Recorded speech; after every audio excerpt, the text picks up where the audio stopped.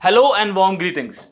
Welcome to the Analyst by Vajiram and Ravi, where we would try to comprehensively analyze 7 articles in 2 different sections, along with the daily mains answer writing program. In the analysis part, we'll first have a comprehensive discussion with respect to India being the voice of the global south in the wake of the existential crisis being faced by multilateralism. Then, in the second article, we'll have a discussion with respect to the serious public health issue of salt overload in Indian diets. Then, in the simplified section, we'll have a look at 5 different articles from a special perspective of UPSC Prelims 2026 along with the value addition. So stay tuned. Coming to the very first topic of today's discussion, this is India and the global south. Just day before yesterday, I took a very important discussion with respect to the decline of multilateralism, especially in the wake of the policies adopted by President Trump. It is in that regard that the Minister for External Affairs, Dr. Jaishankar, he has convened a high-level meeting of like-minded nations of the global south in New York. Now, what he has primarily emphasized in the meeting were 2 things. The very first thing which he said was that multilateralism is under attack. Now, the reasons we have already discussed. The next thing which he said was that we need more consultations with the countries of the global south so as to have a reformed multilateralism, because that is the only solution. So what you need to understand is that this is a particular approach so as to come up with more effective solutions at the global level, by cooperating and partnering with the countries of the global south. The next thing which you'll have to understand, and it's a very important topic of GS2, there can be a probable question which says that how India is basically leveraging its position or utilizing its position to emerge as the voice of the global south. That's the second thing. So again, it's very important to understand this particular construct of global south, how it has evolved, what strategies India needs to adopt to basically have a more robust interaction with these countries so as to ultimately have a robust multilateral aspect, and what should be the overall way forward for all the countries. Very important topic of GS2 international relations. Now, let's first talk about this particular construct of global south. See, in general terms, what you can understand is that this implies the countries which are in this particular belt of global south. For example, some countries of Asia, then we have African countries, then we have Latin American countries, and then we have the Caribbean countries. That is what you'll have to understand. Now, one thing is again very important, that there is a kind of commonality among the countries in this particular belt. What are the unique characteristics of the most of the countries in this particular region? The very first is that most of these countries, they have low per capita income. That is what you'll have to understand. Most of the countries, they have low per capita income. Second thing is that they have shared a historical legacy of colonialism. They have been subjugated by colonial powers. Third thing which you'll have to understand is that there are serious developmental challenges with respect to poverty, income inequality. And the fourth thing which you'll have to understand is that they have a common aspiration for a more reformed global governance framework. These are the unique characteristics. Now, if I were to go in the historical context, what you'll have to understand is that this particular word, global south, it gained traction during the Cold War. Now, we all know that in the Cold War, the world was divided into 2 power blocks, one led by the US and the other led by the erstwhile USSR. So in this particular time frame, we had a categorization as of 3 countries. So we were having the categorization in the form of, the first was the first world countries, primarily the rich industrialized countries led by the US. The second was the second world countries led by the erstwhile USSR, the socialist countries. And the third were the newly independent countries like India and the other countries. What basically we termed as these countries as third world countries. Now, see, with time, there was a realization that this particular nomenclature of third world, this is politically incorrect. This should not be used. So slowly we basically transformed this particular world of third world into global south. That is what you'll have to understand. This particular thing of global south, it often overlaps with the other things also. For example, we have developing countries. We have the World Bank, which comes up with the categorization of countries based on the income levels. So it says that we have the low income countries, the lower middle income countries, the upper middle income countries, right? So they come in the bracket of this particular global south. Then we have the G77 group, This was initially formed in the year 1964, and now it has more than 130 countries, right? Then we also have the non-aligned movement countries. So these were the countries which said that we are not going to align with any of these power blocks, neither the US nor the USSR. So most of these countries are also a part of the global south. Now, why this particular thing? See, as I told you, that we have a kind of a geographical notion which is there, that we have the geographical north and the geographical south. Why this particular thing is not correct? Why we should not see this from a geographical aspect? See, the south is a metaphor. It's a metaphor for those countries who are having low income levels, right? And this particular thing is also contested because see, when we talk about the aspects of China and India, both are geographically north, but they are counted as a part and parcel of the global south. On the other hand, we also have certain countries, right, which are, for example, the Australia or the New Zealand. They are the rich industrialized countries, right? But they form a part of the global north. Geographically, they are in global south, right? Or let's say we have the Eastern European countries, which are facing the developmental challenges. But again, what they ideally need to be a part of is global south, right? So it is a kind of a metaphor which we use. The next thing which we'll have to understand is, what is Brent line then? Because whenever we talk about this aspect of global south and global north, we correlate this with the Brent line. See, both are different concepts. I'll tell you why. We had in 1980 a particular report by the German Chancellor, Brandt Willi, right? The report name was North-South, a program for survival, right? So what he talked about, he gave this concept of a Brent line, right? Where he said that the world can be divided into two halves, that is a global north and global south. Now, see, again, what his conception was based upon the inequalities in the income and wealth.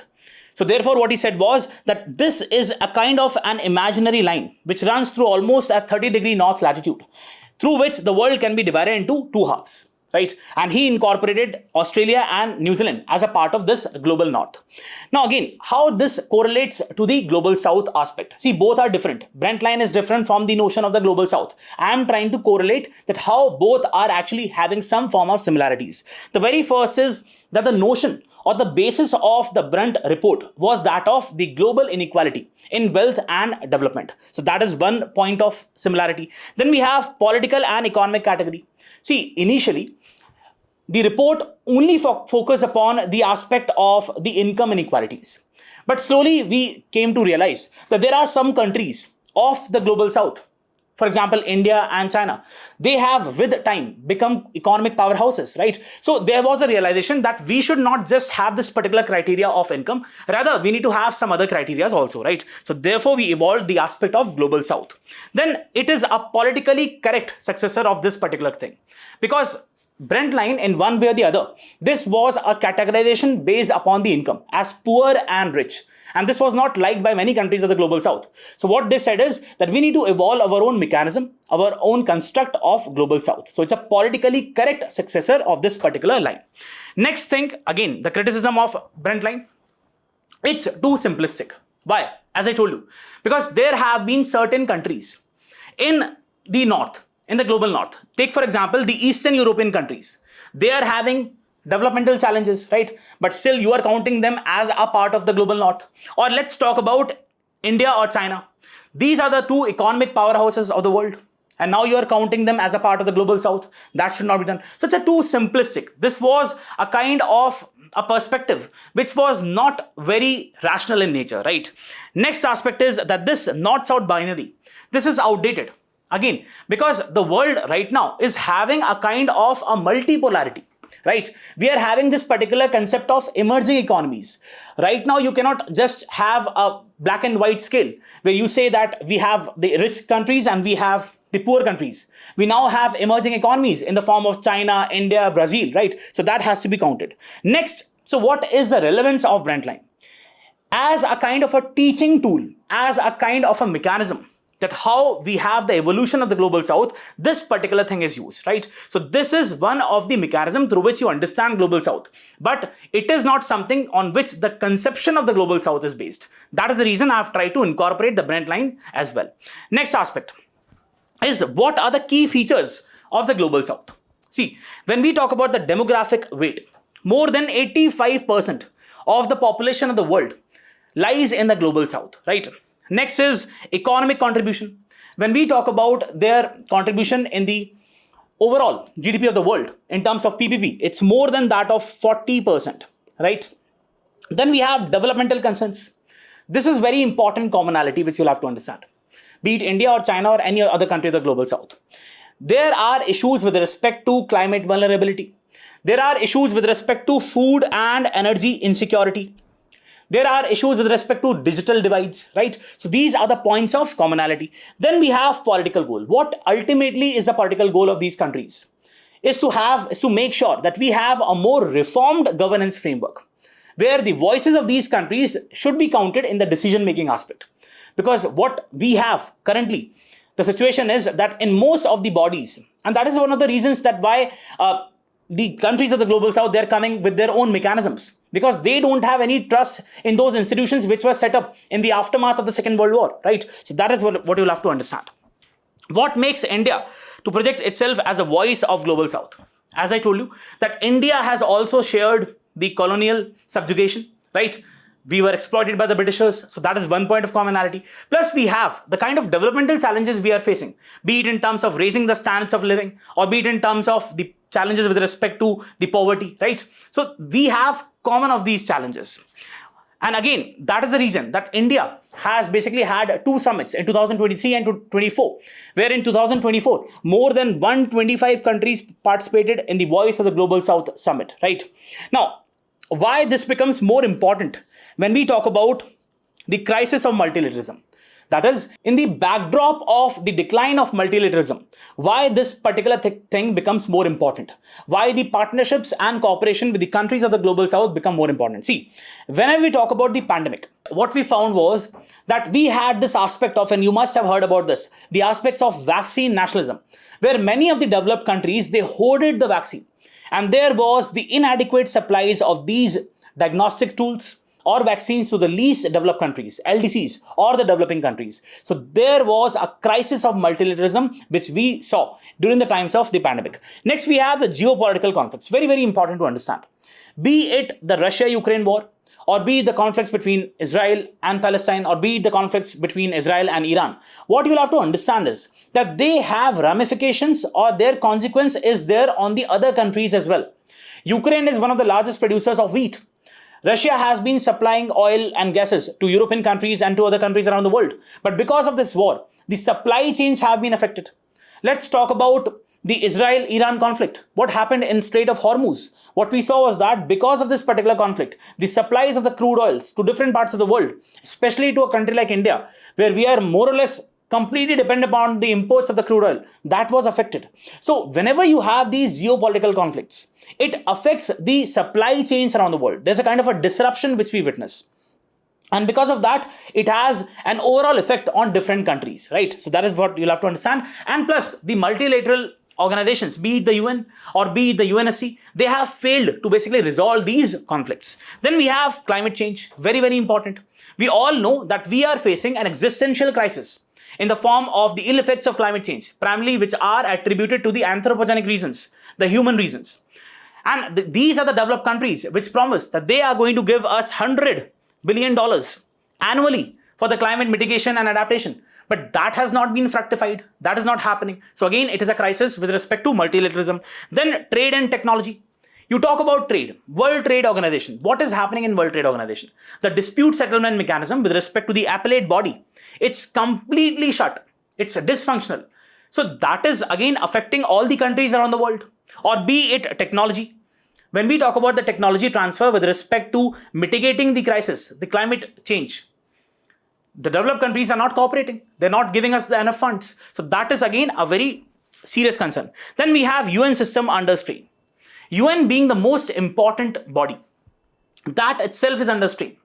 See, when we talk about the credibility of the UN, that is under a question mark. And that is what even Dr. Jaishankar has talked about, that whatever institutions you have, be it the UN or the other bodies, primarily the UN, they were created during the times of, post Second World War.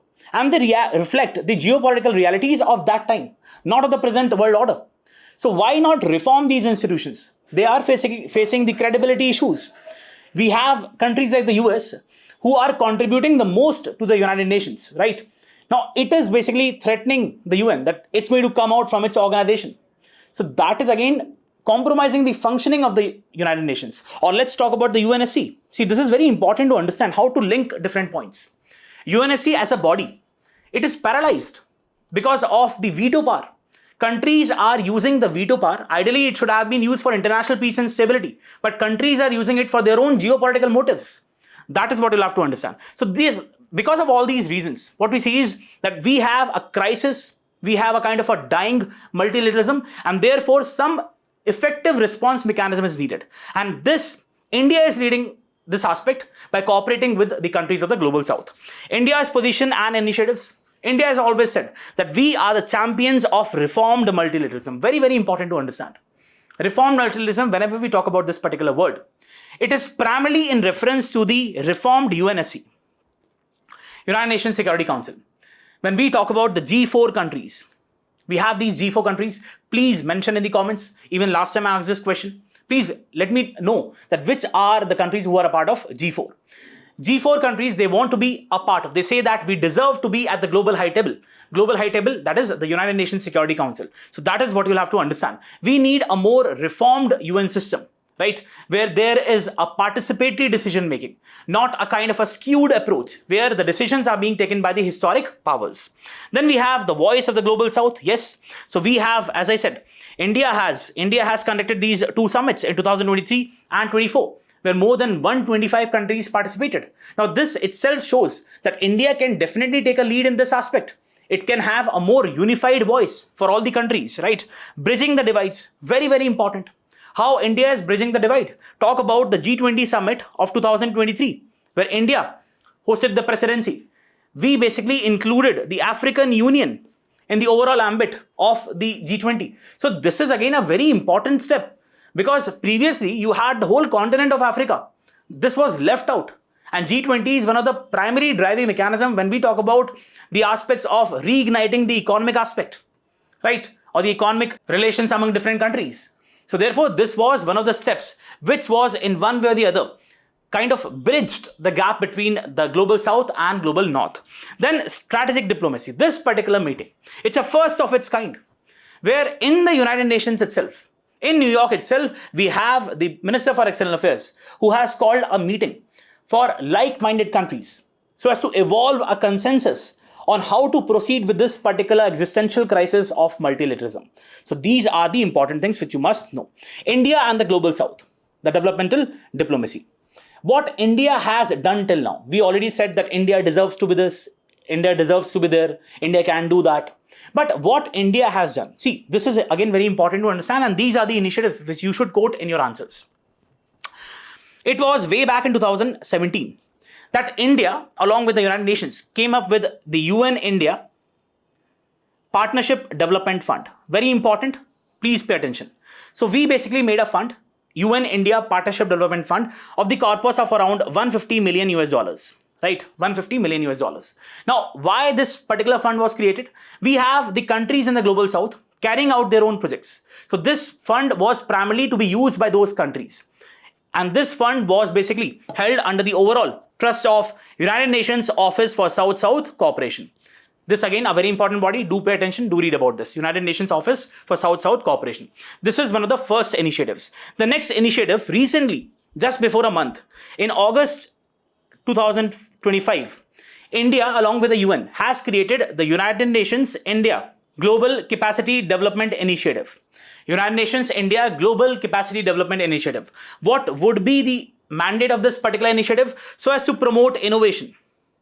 Innovation, especially in the countries of the global south, and also have the transfer of technologies to these LDCs, least developed countries, and other developing countries around the world. These are the two major initiatives. Next, that we have also extended different lines of credit, right? How we have done that? See, when we talk about the soft lines of credit, India till now has basically extended soft lines of credit to the tune of almost $14 billion in 357 projects in 42 countries of Africa. So do remember this particular data. Till date, India has basically extended these lines of credit to the tune of $14 billion in 357 projects in 42 countries of Africa. Again, a great achievement. Then the ITEC program, which is the Indian Technical and Economic Cooperation, where we are again doing the technological transfer. This program was initially started way back in the year 1964, and you should understand that we have basically helped almost 158 countries through this particular iTech program. And on an annual basis, India is spending almost $150 million through the iTech program. One of the very important initiatives. Then we have Unite Aware. We have the United Nations peacekeeping forces, right?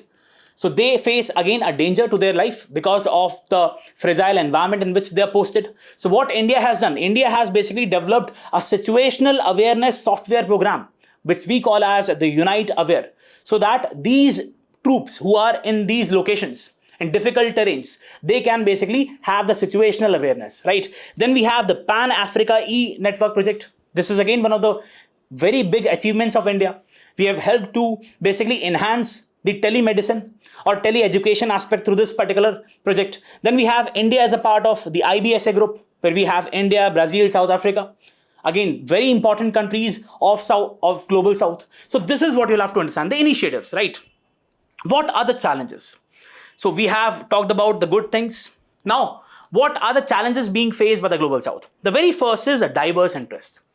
You cannot even there are points of commonalities, but you cannot have the same lens for all the countries in this particular belt. I'll tell you why. Take, for example, China. China again is an autocratic country, right? Which has witnessed aggressive economic growth rates. Or let's talk about Afghanistan. Or let's talk about the countries in Africa. Their challenges are different. We have most of these countries which are run by despotic rulers, autocratic regimes. So they have their own challenges. We cannot say that all of these countries have 100% commonality. That is one of the very things. They have their own diverse interest. Then we have structural inequalities. See, you may come with a lot of institutions and partnerships, which India is doing, and it's obviously the correct way. But understand, at the present moment, we have the dominance of the developed countries when we talk about the global institutions. Be it the International Monetary Fund or be it the World Bank, there is a kind of an skewed approach towards the historic powers when we talk about the US or the Western European countries. So they still have the dominance in the decision-making aspect, in the representation aspect, right? In having the agenda setting. Who sets the agenda of these organizations? It is primarily the developed countries. Then we have resource asymmetries. You may say that we'll not have the interaction with the developed countries. But understand, even to this day, we are in one way or the other dependent upon the technological transfers, right? The developed countries, they have aged themselves. They have become dominant powers when we talk about the technological capacity, when we talk about the military dominance, right?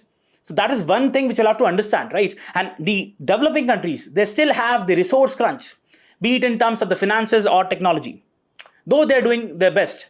Then we have the great power interference. Even when we are trying to evolve certain mechanisms, there is a kind of the tug of war which is taking place between US and China. And that in one way or the other is affecting all the institutions around the world. Whenever we have such type of situations, please understand, there are some countries of the Global South who take different side and some countries who take the other side. So a collective bargaining approach is not possible. A consensus is not possible, right? Then we have the UN institutional failure, be it the gridlock in the UNSC. As I already told you, that UNSC right now is being used as a geopolitical tool. The veto powers being exercised by different countries, they are using it for their own selfish motives, not for the sake of international peace and security. Or let's take the important institutions. We have UNESCO, we have United Nations Human Rights Council. US has basically come out of these organizations. What does it mean? It shows that there is a kind of a credibility crisis which these institutions are facing. Existential crisis, right? Then we have legitimacy gap. So once you have countries like US coming out from these organizations, or let's say whenever you have a particular body, an international body passing a particular decision, and if it is bypassed by a developed country, which US has done many times, what it shows the weakening of the credibility of the institutions, right? Then we have the dependence on the North, be it in terms of the trade, be it in terms of the technologies. We are still in one way or the other dependent upon the developed countries. Then we have selective solidarity. Can you say with 100% surety that all the countries of the global south are aligned to India? Let's talk about Malaysia, right? More in favor of Pakistan. So you'll have to understand, not all the countries agree to what India says. So there is a selective solidarity which is there. These are the challenges. Keep in mind, see again I'm saying, global south as a construct is a very important topic, and this is a way forward to deal with the decline of multilateralism. So a possible question can be there. Now, what are the opportunities for India? India always says that we are Vishwa Bandhu. We are the friends of everyone. And we are, see again, India has always stood for peace and tranquility. We have always talked about the rules-based world order, right? So again, this is a kind of a moral leadership which India should exercise. Then we have strategic leverage. See, this is very important to understand. India is having a kind of a very unique position. On one hand, we are also the members of Quad, where we have countries like US and Japan. On the other, we are the members of BRICS Plus, where you have countries like Brazil, Russia, right? Or let's talk about the SCO, right? So we have a very unique position. India should leverage that. India should leverage its position so as to come with a more consensual approach with respect to these power blocks. Then we have institutional push. What India should actually do? India should talk about the global financial architecture reform, because that is one of the most important areas which basically deal with the developmental aspect. Be it the functioning of the International Monetary Fund or the World Bank, we'll have to call for a more reformed approach where there is more participation of different countries, where the agenda setting is done on a consensus basis, where we have a more voice, where we have more voices from the global south. Then climate justice and technological transfer, again very important. We have been emphasizing upon this particular principle of CBDR and RC, common but differentiated responsibilities and respective capabilities, which the developed countries, they don't understand. So we are not the primary reasons for the pollution we are having right now, or the state of climate crisis we have. It is ultimately the developed countries. So that is what they'll have to understand. And they'll have to provide the transfer of the technology in order to mitigate this particular crisis. And we should also use our own digital public infrastructure. See, there is no doubt, and you cannot negate this fact, that India has done wonders whenever we talk about the digital public infrastructure. You can just, you can transfer the money at any point of time in just few seconds. That is made possible because of the kind of investments and focus which government of India has done, and the other private players they have done. Be it the UPI, be it the Aadhaar, be it the India's tax system. So we need to utilize this. We have some of the developed countries who are praising India that how beautifully things are aligned in the digital space. So this India should utilize. Why not extend these things in different countries of Africa? We can do that as a soft power export. What should be the way forward? Again, we need to focus upon reformed multilateralism, where this aspect of greater representation in the UNSC must be emphasized, and these decision making in these bodies must be made more representative. Then we have South-South cooperation. We have China, who is basically not supplying, in a way exploiting the countries of Africa. And just before a few months, we also had this particular article which came in the Hindu, that we have Chinese entities who are exploiting the critical minerals of Namibia, Congo, or other countries. So initially, the Chinese authorities promised that we are going to provide you the infrastructure, we are going to give you the technology transfer, but they're not doing anything. And we have certain elites in these African countries who are just amassing the wealth. And ultimately, it is the masses, it is the population which is suffering. So we cannot have the same approach. We need to have a different approach. India, where India should develop the low-cost products and services, specially designed for these markets of Latin American countries or African countries. And profit should not only be the motive. And that's the reason that we have a very goodwill in these countries of Africa or Latin America. So we should focus upon that, be it the trade or technological sharing, be it through the iTech program, right? Then we have institutional innovations. The institutions like the BRICS Plus, already we are having more and more number of countries joining the BRICS, or let's say the IBSA or G77, they need to be strengthened because they would ultimately be in a position to reform the multilateral aspect, then create global south financing mechanism. Countries, the developed countries, they were asked that you should basically give this much amount of money, almost to the tune of $100 billion annually, for the climate mitigation to the developing and the least developed countries. But they have not come up with that. So we need to have our own mechanisms. How we can do so? We cannot be dependent upon these developed countries. For example, what India has done through the International Solar Alliance. So we need to develop more of these mechanisms. Then we have collective bargaining. We need to have a common stand. See, if there are frictions in the global south itself, then things are not going to work. We need to have a consensus with respect to certain key important areas, be it the climate finance, be it the terrorism aspect, be it the trade aspect. We need to have a common voice. Then linkage with the north. We cannot disregard or we cannot create that vacuum between the global north and global south. What we need to have a proper stand that we would definitely constructively engage with the global north, but we have our own terms and conditions which are based on equity, which are based on development. So that is what you will have to understand. See, again, a very important topic. What we are trying to say is that multilateralism is on a decline, and as a possible solution, we have the partnering and the cooperation with the countries of the global south, which can definitely enhance and make the multilateral institutions more robust. So development should be there with an element of justice. There has to be an element of equity also. And therefore, that is what we are saying. For example, WTO talked about the free and fair trade, but the fair aspect was never focused upon. So we need to equitably focus upon the free and the fair trade. That is what you'll have to understand. Very, very important topic. Let's have a question. The idea of the global south, rooted in the north-south divide, has acquired new relevance in contemporary geopolitics.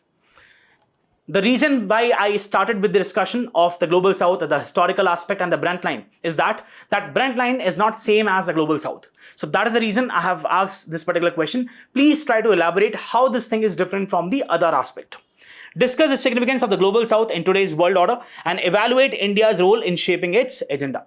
Please try to write this particular question. Very important topic. And yes, if you're liking the initiative, do not forget to press the like button and also let us know in the comments. Let's go to the next topic. Coming to the next topic, this is with respect to India's salt overload.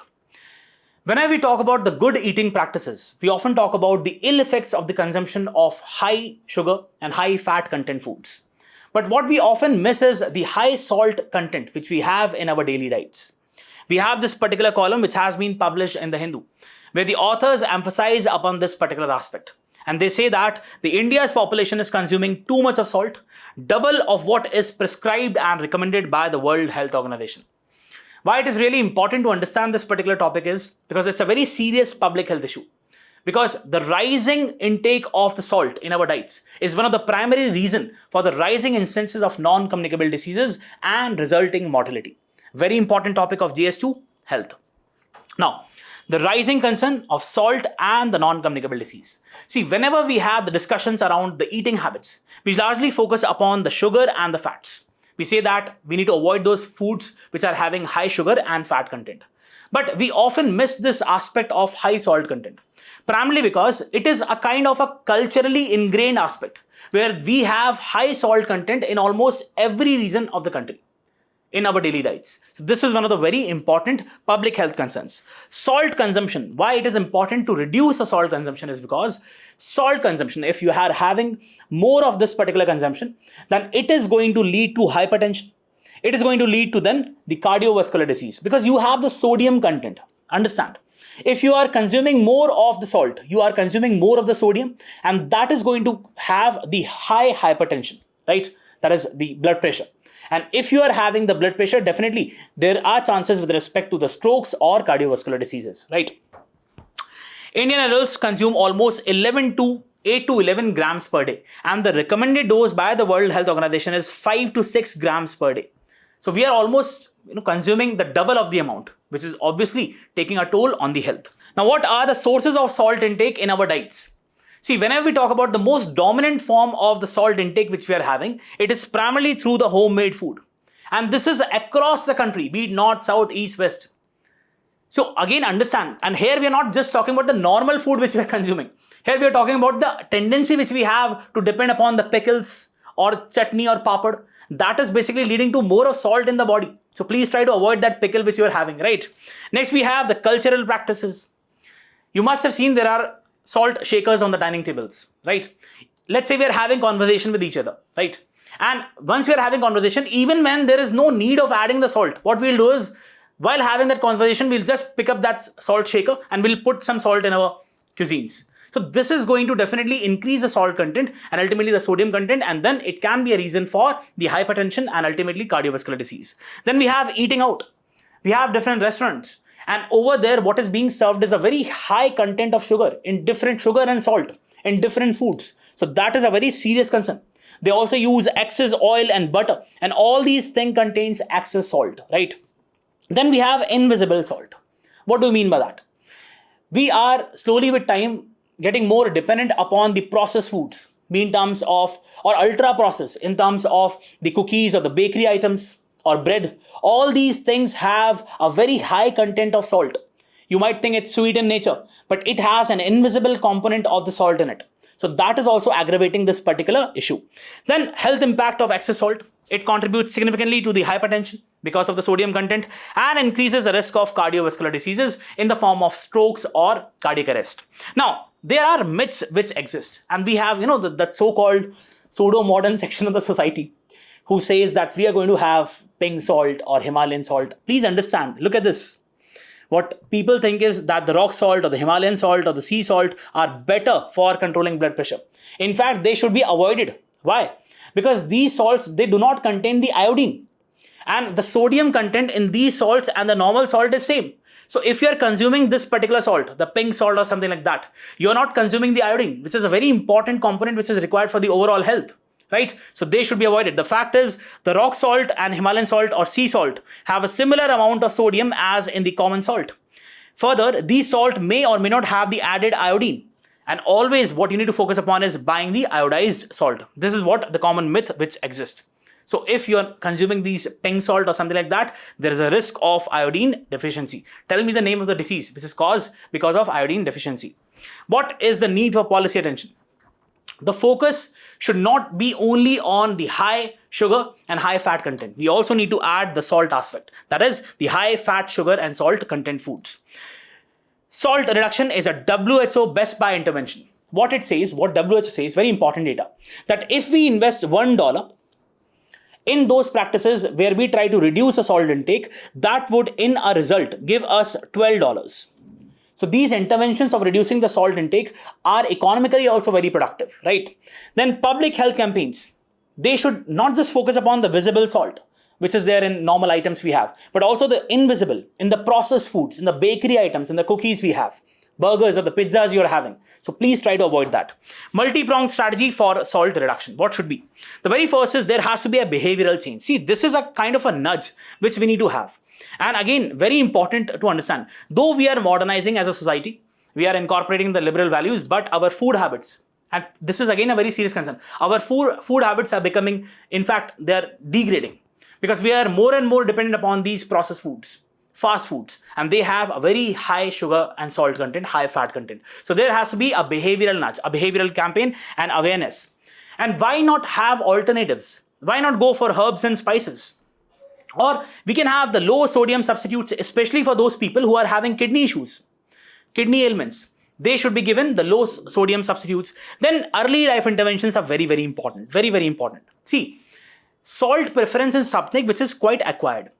If you have a particular child, if you're giving that particular child less amount of salt from the very starting, he would not be inclined to consume more of salt.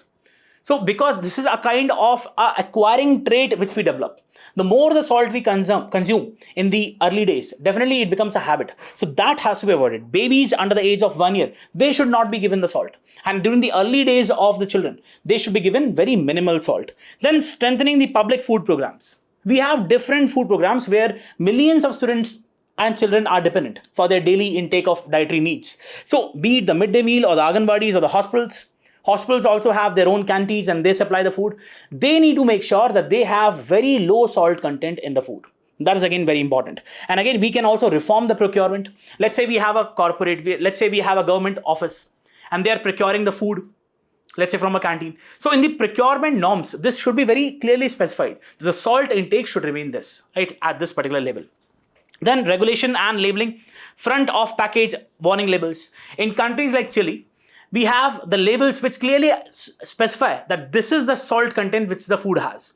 And that too in a proper red kind of font. So that people clearly understand that this is a food which is going to harm us in one way or the other. Salt ceilings. There has to be a ceiling that above and beyond that you cannot add the salt, and restrict the marketing of these products to the children. Whenever we are talking about the eateries for the children, be the chips, which they quite consume a lot. So those, whenever you are marketing these products, there has to be a restriction on the salt content, sugar content, fat content in these foods. Community and family initiatives. The first thing which you'll have to do is remove the salt shakers from the dining table. And I understand the kind of food, which we have in Delhi once we are staying in the PG. Definitely, it's a very kind of very low quality food which we have in the taste terms. So we are more or less dependent upon the pickles, but try to reduce that. Limit the high fat, sugar and salt content food purchases. Whenever you are ordering through the Blinkit or anything like that, make sure you try to reduce the number of orders with respect to the high salt, fat and sugar content foods. Policy integration. We have already had National Multi-Sectoral Action Plan, which was from 2017 till 22, which focus upon this aspect of lowering the salt content with the NCD prevention programs. So the non-communicable diseases prevention programs, they should also focus upon this very crucial aspect of reducing the salt content. That is what you'll have to understand. Very important aspect of health. And yes, can be asked in the examination, right? Let's have a maze practice question. Excessive dietary salt intake is a major contributor to the rising burden of non-communicable disease in India. Discuss the key challenges in reducing the population level salt consumption and suggest a multi-sectoral strategy for achieving the WHO recommended targets. Do write an answer for this particular question. Let's go to the next topic. Coming to the simplified section, we have the first topic which talks about the climate action plan which India is going to announce in COP30. That is Conference of Party 30 to the United Nations Framework Convention on Climate Change. Now, what you have to understand is that it was way back in 2015 where almost 190 countries came on board and agreed that we are going to have some form of action with respect to mitigating the ill effects of climate change. And therefore, the Paris Agreement came into being.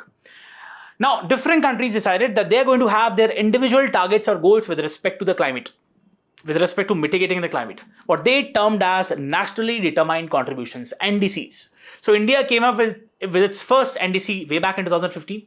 It was updated in 2022. And now India is going to come up with its third NDC. That is what the article talks about. In this particular article, believe me, every single line is important, right? So you'll have to go through that. India is likely to release the updated climate action plan during or just ahead of the COP30 climate meeting in Brazil, which is scheduled to be held in Belém in Brazil. Countries have to update their existing climate action plans called nationally determined contributions. Every country has its own particular target, which is known as nationally determined contributions, in the language of the 2015 Paris Agreement, with the new set of targets to be achieved by 2035. That is what you'll have to understand. The existing NDCs contain climate targets for the 2030 timeframe. So we are having target with respect to 2030. Now we are going to have targets with respect to the year 2035. Right? India would have its third NDC. Under the Paris Agreement, every country is mandated to finalize and submit these NDCs every 5 years. The NDCs have to be specifically set of the actions of the countries seeking to fight the climate change. What sort of actions, what sort of policies are going to have? That is what the NDCs incorporate. The first set of NDCs were submitted around the time when the Paris Agreement was finalized in 2015 and were then updated in around 2020. After 5 years, and therefore right now we'll have the third version of the NDCs. Countries are now supposed to submit the third edition of the NDCs by the end of this particular year. India's updated NDC is unlikely to promise anything new apart from making an upward revision of these three targets it had committed in the last NDCs, right? So again, why? Because the global situation is such that, and we discussed in the very first article, that the developed countries are not really inclined to pay for what they have done. So ultimately, the existential crisis we are having with respect to the climate change is primarily because of the pollution which has been done by these developed countries. And that is the reason India always talks about CBDR, common but differentiated responsibilities and respective capabilities. There has to be adequate financial and technological transfer from the developed countries. That is not happening. If that is not happening, we cannot have more ambitious targets. India's climate action plan is focused on three objectives. First, progressively reduce the emission intensity of GDP. This is important to understand. What is emission intensity of GDP? That is, per unit of GDP, how much you are emitting, how much gases you are emitting, right? Let's say in 1990, per unit of GDP, we were emitting X amount of greenhouse gases. Now, since we have incorporated more of technology, the processes have become more efficient, definitely per unit of GDP, we would be emitting a lower amount. That is what we call as emission intensity of GDP. progressively increase the share of the clean and renewable sources, for example, the wind energy, the solar energy in its energy mix, and expand the tree and the forest cover to enhance their carbon capturing capabilities, what we also call as the carbon sequestration. That is, once we plant more and more number of trees, what they do is they absorb more of these greenhouse gases when we talk about the carbon dioxide. And once they absorb it, definitely the global warming, it reduces, and therefore the ill effects of climate change also reduce. In its first NDC, India had promised to reduce the emission intensity by 33 to 35% from 2005 levels by 2030.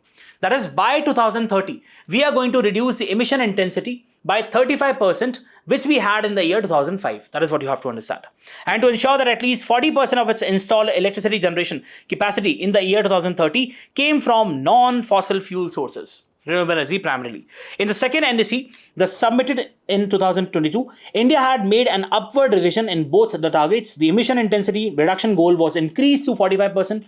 Previously, it was 35%, 33 to 35%. Now it was increased to 45% from 33 to 35%. While the non-fossil fuel share in the electricity target was upgraded to 50% by 2030. Right? Both these targets, they are for 2030. The latest emission intensity data pertains to only 2020, and India had already achieved a 36% reduction of the 2005 baseline. So we have already achieved this particular target, right? India had made the third commitment as well, and it was unchanged in the very first two NDCs. What was that? It had promised to create an additional carbon sink of 2.5 to 3 billion tons through the expansion of forest and tree cover. Carbon sequestration, right? When new data on forest came later this year, it was likely to show that India had achieved this target as well, maybe by 2023 itself. The biennial state of forest report for 2023 had shown that the carbon stock in India's forests and trees had already increased by almost 2.29 billion tons from 2005 levels. So in a way, we have already achieved this particular target also. Past trends show India has been creating about 150 million tons of additional carbon sink every year on an average between 2017 and 21. So if the rate continues, definitely we would have basically achieved it by now. If the same trend has continued post 21 as well, the target of 2.5 to 3 billion tons of additional carbon stock would have already been met. The third NDC would most likely make further upward revision of these targets to be achieved by 2035. Officials said no new element was expected to be introduced. They have said, right? I've already given you the reason. India has also said that its third NDC might reflect the disappointment of the climate finance outcome of the COP29, which was held at Baku. See, that is what you'll have to understand. Though we are coming up with different mechanisms, for example, the loss and damage fund, but the developed countries, they're not contributing when we talk about the finances. That is one of the very grave aspects.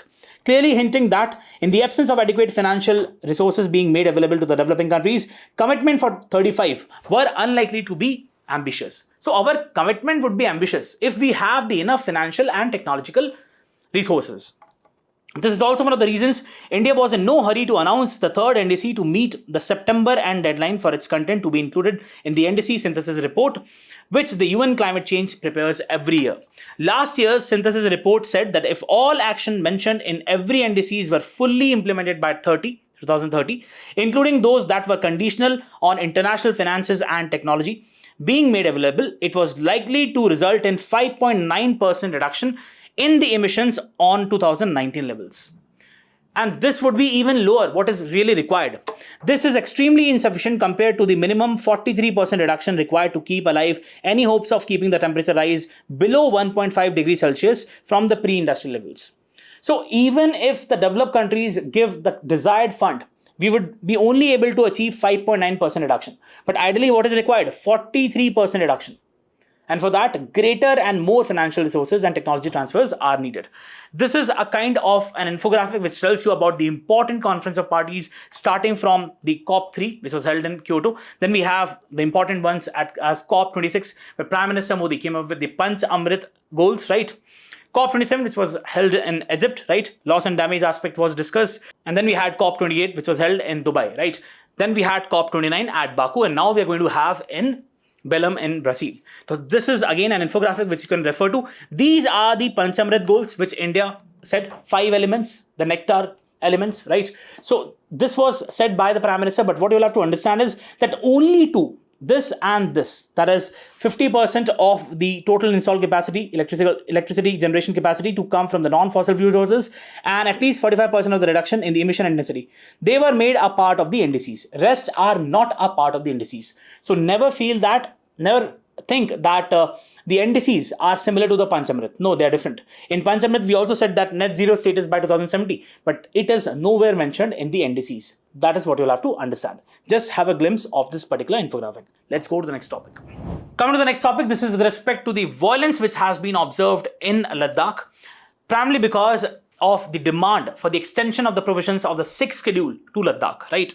The violence in Leh on Wednesday during the protest for statehood and for inclusion of Ladakh under the 6th schedule comes just days before scheduled October 6th meeting between the Union Home Ministry and representatives from Ladakh. So there was a kind of an agreement that we are going to have a particular meeting on October 6th. Right, and this was not expected, but sudden violent protest, it broke out. The protest had been called by the Leh apex body in support of the climate activist Sonam Wangchuk, who has been on a 35-day fast to press for Ladakh's long-standing demand. At the heart of the stalemate of this particular crisis is the centre's reluctance to extend the 6th schedule protections to the Ladakh. Right, centre is not really willing to extend the provisions of the 6th schedule to Ladakh. The 6th schedule under Article 244 of the Constitution of India provides for the formation of autonomous administrative division. See, that's the reason what we call as that India is an asymmetric federalism. India has an asymmetric federalism where there are certain special provisions which are there for different areas, primarily because of the kind of historical backwardness which they have faced. One of the elements when we talk about the asymmetric federalism is that of the provisions of the 5th schedule and 6th schedule, right? 6th schedule provides for more autonomy in comparison to the 5th schedule through the autonomous district councils that have some legislative, judicial and administrative autonomy within a state. It currently applies to northeastern states of 4. We have Assam, Meghalaya, Tripura, Mizoram. Home Ministry says that the government has instead offered an alternative constitutional safeguard, including the domicile-based job reservation and recognition of local language. This is what the centre is offering, that we are not going to basically add you or make you a part of the 6th schedule, but we are going to offer you this. And that has led to a contestation because the people want the inclusion of Ladakh in the 6th schedule. However, civil society groups in Ladakh are firm on their demand for 6th schedule protections and say that only this and statehood can address the region's concerns over land, jobs and cultural identity. Centre versus Wangchuk. Sources said that no talks have been held between the Home Ministry and the Ladakh group since May, largely because of the centre's discomfort with Wangchuk's presence at the negotiating table. So, Sonam Wangchuk is someone who is a very prominent climate activist from Ladakh, and you must have also seen the movie 3 Idiots. So, many people say that the kind of role which Amir Khan has played, he has emulated what Sonam Wangchuk does. Negotiating table and the consequent winding of the gulf between the two sides. In fact, the next round of talks were scheduled for October 6, only after the Leh apex body dropped Wangchuk from its delegation and named the former MP as its chair. In July, around the time Wangchuk was included in the Leh apex body, we had this particular MP had resigned from it, citing the individual agendas and companies. So they have their own internal crisis also, what you can understand. Protests have turned violent. Wednesday's unrest marked a sharp turn for the largely peaceful campaign led by the Wangchuk over several months, including 5 fasts and a long protest march to Delhi. For the past 5 years, youths are unemployed and you are not giving any protection. When you keep youths unemployed and take away their democratic rights, it's a recipe for unrest, right? Sajjad Kargili of the Kargil Democratic Alliance has also sympathized with the protesters, saying that the Bandh reflected the failure of the Union Territory model. Ladakh comprises of 2 districts. This is important. Buddhist-dominated Leh and Muslim-dominated Kargil. Extending support to Wangchuk's fast, Kargili said, "This is a fight for Ladakh's existence, about restoration of democracy, about issues of our land and jobs for our youth." Let's talk about the 6th schedule. The objective of the 6th schedule, the very first, is to provide for the administration of the tribal areas in the northeastern states of Assam, Meghalaya, Tripura, Mizoram. You have these provisions in the Constitution of India. To protect the tribal land and resources and prohibits the transfer of such resource to non-tribal individuals. So what it primarily does is that it gives autonomy to the people to decide their own governance pattern, to decide their right over their own resources. To ensure the tribal communities are not exploited or marginalized, 6th schedule of the Indian Constitution provisions, we have Article 244 subclause 2. The provisions of the 6th schedule shall apply to the states of Assam, Meghalaya, Tripura, Mizoram. Autonomous districts and autonomous regions, this is important. The tribal areas in the 4 states of Assam, Meghalaya, Tripura, Mizoram are to be administered as autonomous district. If there are different scheduled tribes in an autonomous district, the governor can divide the district inhabited into autonomous regions. The governor is empowered to organize and reorganize the autonomous district. He can also increase, decrease, or alter the boundaries of the autonomous district. What we're trying to say is the governor is empowered to do all these things. So ultimately, the power lies with the governor. Constitution of district councils and regional councils. There shall be district council for each autonomous district consisting not more than 30 members, of whom not more than 4% shall be nominated by the governor, and the rest shall be elected on the basis of adult suffrage. So only 4 can be nominated, rest have to be elected. There shall be a separate regional council for each area constituted as autonomous region, right? Powers of the district councils and regional councils. There can be a possible prelims question. The district and regional councils are empowered to make laws on certain specified matters, for example, lands, management of forests, other than the reserve forest, inheritance of property. These councils are also empowered to make law for the regulation and control of the money lending for trading or any other person other than the scheduled tribe residents in that particular area.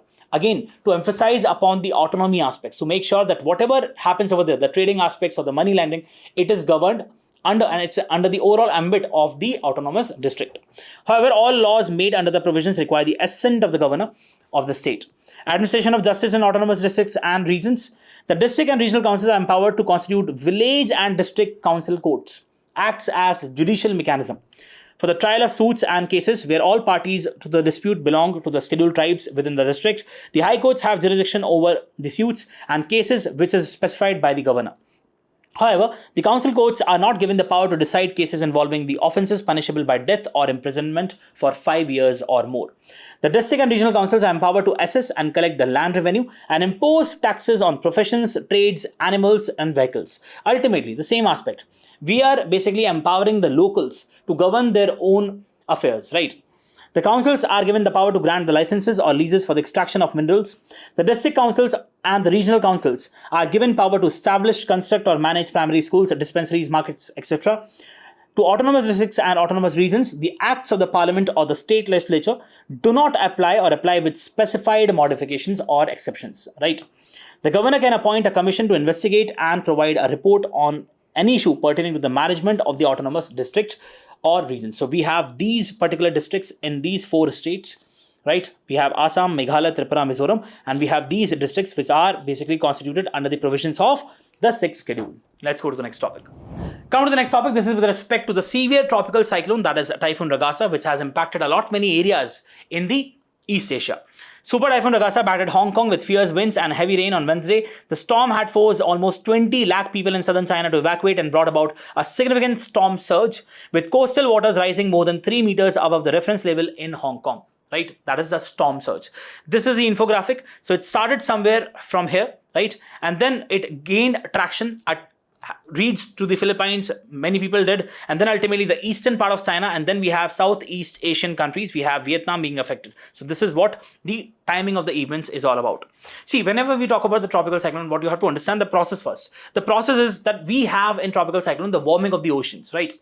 Once the ocean warms, we have the evaporation, and once the evaporation takes place, there's a kind of a low pressure which develops. In order to compensate for that low pressure, we have the winds from different areas come together. They converge at a particular point. Once they converge, what happens is in the northern hemisphere, because of the Coriolis force, there is the direction of the Coriolis force is towards the right. So there's a kind of an anti-clockwise direction of the cyclone which is observed.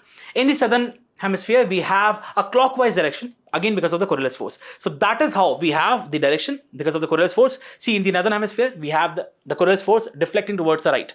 In the southern hemisphere, we have the Coriolis force deflecting towards the left. So ultimately, you have anti-clockwise in the northern hemisphere and the clockwise direction of the cyclone in the southern hemisphere. That is how the cyclone forms. Now, at least 14 people have been dead in Taiwan, at least 2 dead in northern Philippines. It is the most intense tropical cyclone recorded in 2025. At its peak, Ragasa had the maximum sustained speed of 280 km per hour. Tropical cyclones known as hurricanes in Americas and typhoons in East Asia. This has been a question which has been asked in the UPSC. How they are named, how differently they are named in different parts of the world. Form over the warm ocean waters near the equator. When the warm, moist air from the surface of the ocean rises upward, a lower air pressure area is formed below. The air surrounding high pressure areas then rushes to fill in this low pressure zone, eventually rising and after becoming moist and warm. As the warm, moist air rises, it cools, and then the water in the air forms clouds and thunderstorms. The whole system of clouds and winds gain strength and momentum using the ocean's heat and the water that evaporates from its surface. Cyclone begin as tropical depressions. The very first stage, the initial stage, it is known as a depression. If such depression intensifies, its maximum sustained winds reach that is of 39 miles per hour, almost 63 kilometers per hour. It is categorized as a tropical storm, according to the National Oceanic Atmospheric Administration of the US. Storm systems with maximum sustained wind speed of 119 km per hour and above are classified as hurricanes, typhoons, or tropical cyclones. Tropical cyclones are categorized based on the maximum sustained wind speed measured by, this is again very important, Saffir-Simpson hurricane wind scale. So this is the kind of the scale which we use in order to measure that what is the intensity of the cyclone. The word sustained implies that the measurement is taken over a period of time, 10 minutes as per the World Meteorological Organization. This scale does not take into account the other potentially deadly hazards such as the storm surge, rainfall flooding, or the tornadoes while classifying these storms. Based on this system, there are 5 categories. We have the category 1, maximum sustained wind speed from 119 till 153 kilometers per hour. Then we have category 2 from 154 to 177. Then we have category 3 from 178 to 208. And then we have category 4 from 209 to 251. And then we have category 5 from 252 or higher. That is how we basically have the categorization. Storms that reach category 3 and higher are considered as major tropical cyclones due to their potential to inflict these significant damage. Ragasa has been referred to as a super typhoon because it is a category 5 tropical cyclone. You can just imagine the magnitude of devastation which this must be doing, right? Why Ragasa has been so intense? Scientists are yet to conclusively determine the effect of climate change. So there was one question which was there in the UPSC mains examination, that why the intensity and frequency of tropical cyclone has been increasing. One of the prime reasons is the climate change, because we have the oceans which are warming more, and once you have the more of the warming of the oceans, definitely what happens is that it leads to more of the formation of these depressions, ultimately culminating into the tropical cyclones. This is because there are several factors that determine whether a storm forms, how it develops, and strength and duration and overall characteristics. There is a consensus that with rising global temperatures, tropical cyclones are becoming more intense. A study published in the journal Climate and Atmospheric Science showed that the tropical cyclones in Southeast Asia are now forming closer to the coastlines, intensifying more rapidly and lingering longer over the land. Due to warmer surface temperatures of the ocean, average temperatures in the Pacific have risen by almost 1.5 degrees Celsius. So if the average temperatures are going to increase of the oceans, definitely the propensity or the inclination of these tropical cyclones to form, the chances would be more. In the past century, according to the United Nations Environment Program, typhoons exist on planet Earth to dissipate heat. The more heat in the ocean, the more the tropical cyclone you get to remove that particular heat, so as to have that particular balance. The Earth is an amazing balance. It's obvious that if you warm up the oceans, these typhoons are going to be bigger. So this is one of the aggravating factors. Let's go to the next topic. Coming to the next topic, this is with respect to the news that we are going to have cloud seeding in Delhi in order to basically mitigate or avert the pollution crisis which we have in the winter months. The capital may witness its first ever artificial rain by November if it receives the required permissions, as the winter, like every year, is expected to bring along the most polluted months. The Delhi government has said on Wednesday that it has obtained the clearance from the Directorate General of the Civil Aviation to conduct the cloud seeding trials. The method mainly involves, now this is how you have to use the information, adding silver iodide to clouds, helping drive precipitation. It has been a long touted short-term solution to get rid of the smog. However, the effectiveness of the method has long been debated by experts. The Delhi Environment Minister has said that this move is in line with the Delhi's 24/7 year-round clean strategy to protect the public health, particularly by providing relief during the peak winter pollution. This is how it takes place. We have the aircraft which injects the silver iodide or other substances into the atmosphere. Then we have the chemicals mimic the particles that serve as the surfaces for condensation that creates the water droplets. And ultimately, once you have the creation of these droplets, they fall down in the form of precipitation. Once the condensation creates water droplets that are large enough, we have the rain which is there, and ultimately it leads to a kind of a respite with respect to the pollution. The pollution automatically reduces. So that is why we have the Delhi government coming up with this particular thing. Right? Let's go to the next topic. Coming to the last topic of today's discussion is a news coming that we are going to have more number of graduate and postgraduate seats in the medical education. Again, a very good news. The Prime Minister, the Union Cabinet chaired by the Prime Minister, approved the phase 3 of a centrally sponsored scheme that will add 5,000 postgraduate and 5,023 undergraduate medical seats in the country by 2028-29. The initiative would significantly augment the number of MBBS seats and availability of specialist doctors by creating additional postgraduate seats and enable introduction of new specialties across government medical institutions. In a country like India, where we have a shortage of the healthcare professionals, this is indeed a very good step. And see, one thing which you'll have to understand is that this is one area where government has been focusing a lot, and that's the reason the number of seats, the medical seats, have increased successively. The total financial implications of these two schemes is almost 15,000 crores from 2025-26 till 2028-29. Then we have, currently India has almost 808 medical colleges with almost 1,23,700 MBBS seats. Over the past decade, 69,000 MBBS seats have been added, a growth of almost 127%. This is also, you need to showcase in your answers the good initiatives and the kind of result which it has borne. A total of 43,000 postgraduate seats have been added, of 143% increment in the postgraduate seats. Despite the addition, certain regions in India still need to enhance capacities to match the demand and access and affordability. See, we have these colleges in certain areas. It is not a balanced kind of thing which we have. Therefore, we need more of these colleges in different regions and remote corners of the country. Further, there are 22 All India Institutes of Medical Sciences approved under the Pradhan Mantri Swasthya Suraksha Yojana. Apart from providing tertiary healthcare services, they also play an important role in building a pool of healthcare professionals with higher standards of medical competence with their latest teaching learning facilities. The new medical institution qualifications of faculty regulations of 2025 have been issued by adopting a more inclusive and competency-based approach to faculty eligibility and recruitment. Let's have a glimpse through what this particular scheme is all about. Pradhan Mantri Swasthya Suraksha Yojana. In his Independence Day speech of 15th August 2003, the Honorable Prime Minister had announced the setting up of the 6 AIMS type hospital under the Pradhan Mantri Swasthya Suraksha Yojana. The scheme was approved in March 2006. The primary objective of this scheme is to correct the region, because many times what we have seen, the scheme is directly asked what the mandate of the scheme is all about, is to correct the region imbalances in the availability of affordable and reliable tertiary level healthcare in the country in general, and to augment the facilities for quality medical education in underserved or backward state in particular. Again, the very objective is primarily to promote or to create more of these AIMS-like institutions, right? All India Institutes of Medical Sciences in different parts of the country. So here we come at the end of the discussion. I hope you really enjoyed it. All the very best. Thank you so much.